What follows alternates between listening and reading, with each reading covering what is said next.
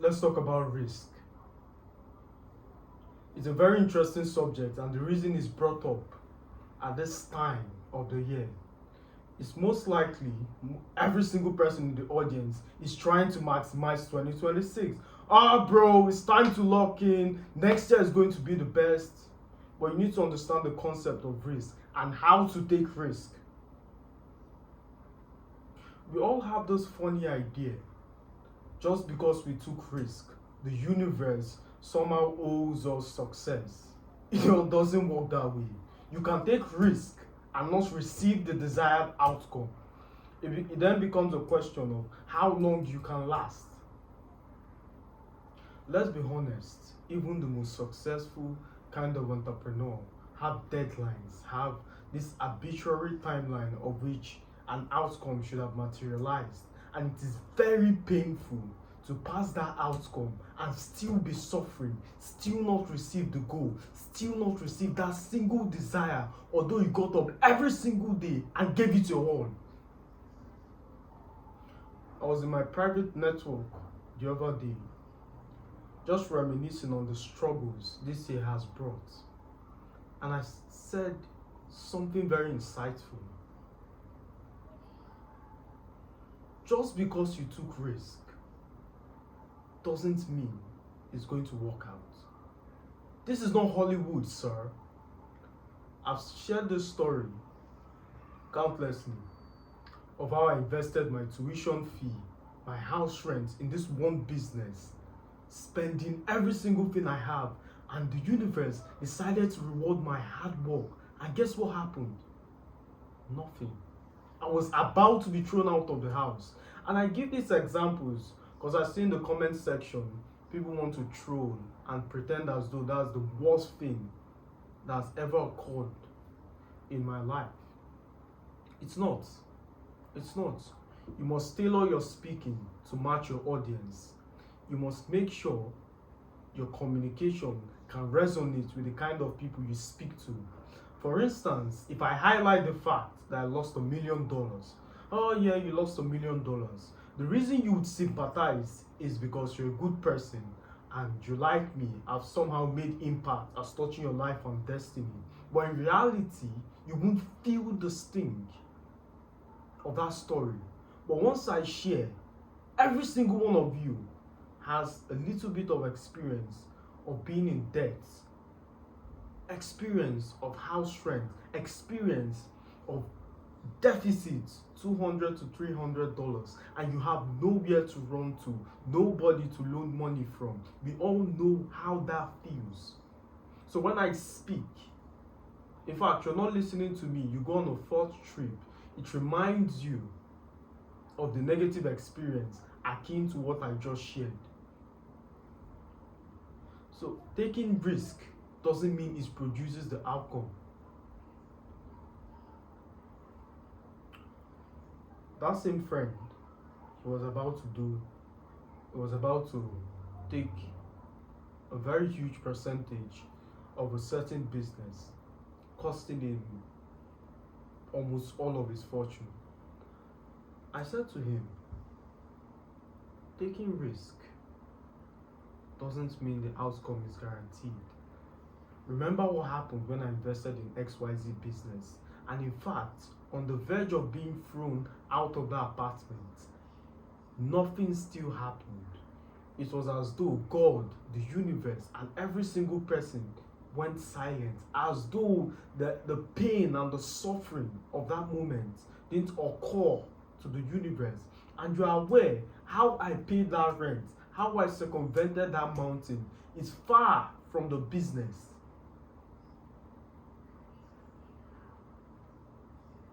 Which then begs the question, does that mean we shouldn't take risk at all? No, it's far from it. Over the course of this discourse, I would relay how to take risk properly and why you should take risk. Let's analyze very quickly. Why should you take risk? It is better to fail than be that what if guy. Make reference to my video error of commission and error of omission. They are two different concepts. Error of commission being the failure or the pain that comes as a result of failure. So once you fail, the pain that comes as a consequence of that event, the sting, especially when you're a public figure, your reputation is tied to your service. You're a speaker, you underperform, or the audience doesn't resonate to what you said, it's stinging to your reputation. Unfortunately, a huge percentage of individuals focus more on the error of commission as opposed to omission. The pain you feel as a consequence of failure is far lesser than the pain you feel as a consequence of omission, which is inaction. We are quick to recall how the lady turned you down, or how the business failed, how the investment was lost. You are quick to recall how you lost money on XYZ property, how you lost money in the stock market, but you forget the pain that comes as a consequence of inaction. What if it did work? What if she said yes? You'd be happy, yeah? What if the investment paid out? Life-changing money, and you would live to regret that your life could have been far better, but you didn't take action. That pain is far worse than what you currently experience. It's easier said than done, because it's easy to give advice, because humans give advice in buckets and take it in drops. Faced with a situation, the advice comes to you instantly. Don't worry, bro, you find someone else. She's not the only girl. Yeah, faced with your own relationship, you cry your eyes out. It looks like the world wants to end.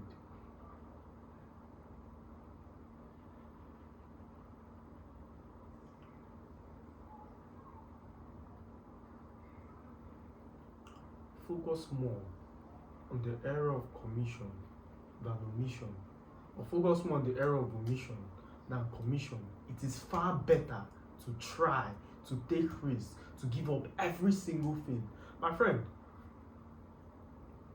very recently, I lost a lot of money in the stock market. I had to do XYZ, to do XYZ. And a very big guy whom I respect, senior person in the game, said to me, why are you risking it all?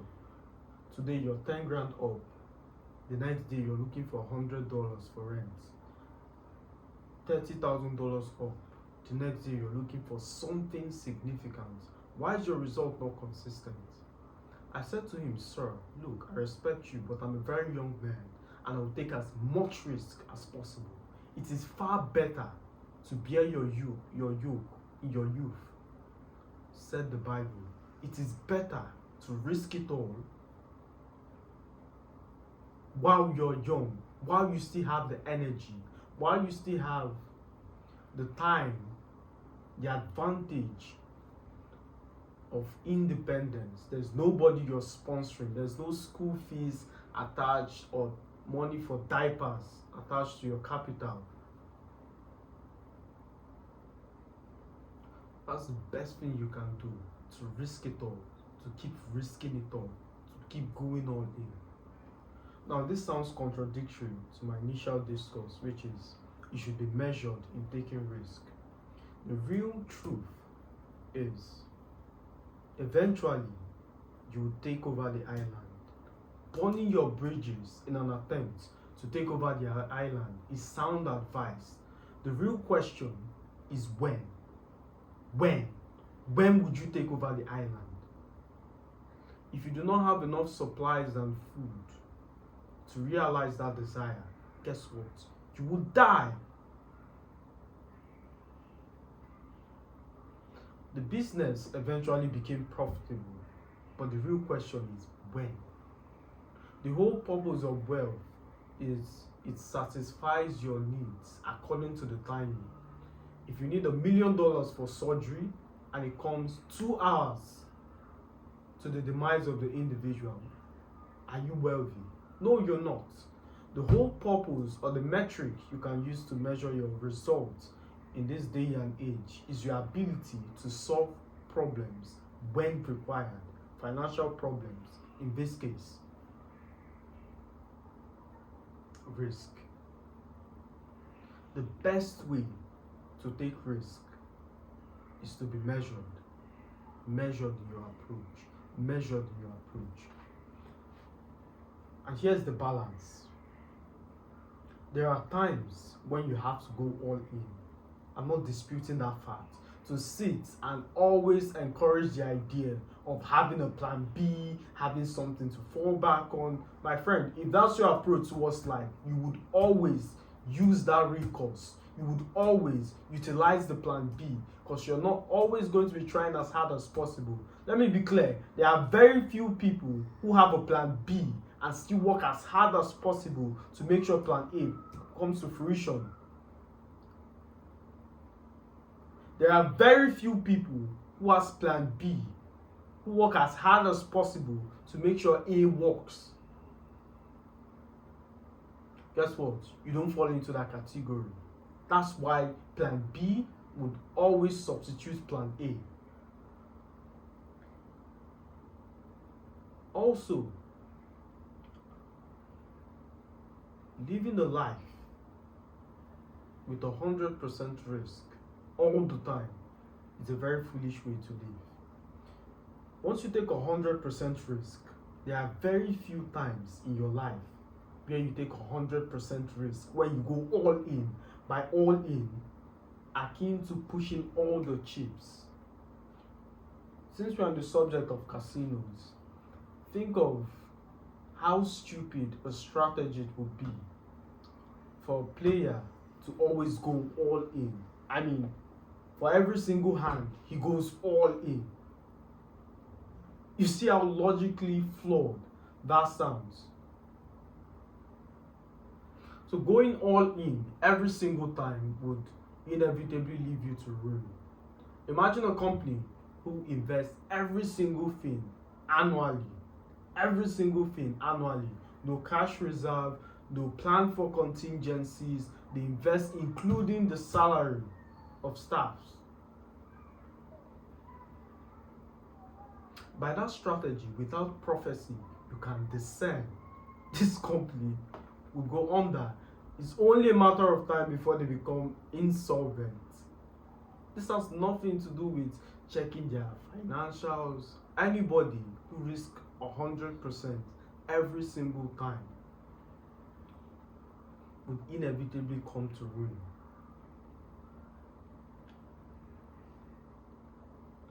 Does that mean you should erode risk completely? No, that's far from it. The real question is to what degree. Humans always like to play with labels, like I'm an introvert, I'm an extrovert. The real question is to what degree are you an introvert? To what degree are you an extrovert? There are times you're more introverted than otherwise. So the real question is to what degree? To what degree do you take risk? To what degree are you wealthy? To what degree? There are times where I invest 20% of my finances. There are times where I invest 30%. Watch how famous investors operate. Some companies, their next 5%, others 20, some 1, some 2. Ever seen any famous investor purchase 100% of the company every single time? Exactly. I make references to business because that's how you must run your life. You must see your life as a citadel, as a conglomerate of which you are the CEO of, constantly trying to annex shares, constantly giving orders to make sure that company becomes profitable. That's how you should run your life. You're the CEO of your life. Boys, make sure 2026 is the year. Before we end this stream, there's something I want to touch on. which is mindset. Your mindset is the thermostat that regulates accomplishments. If you do not believe something is possible for you, your mind will compel you to take actions incongruent to the outcome of your desire. If you truly do not believe XYZ will become profitable, it's impossible for you to take the necessary actions that connotes to the result. In fact, until the point where the result becomes close because you force-bruited your way to produce action, you begin to explore realms of despondency unimaginable. Are you a bad person? No. But you start sleeping in, no plan for the day, hope every single thing works out. It's a mindset that further pushes you from your goal.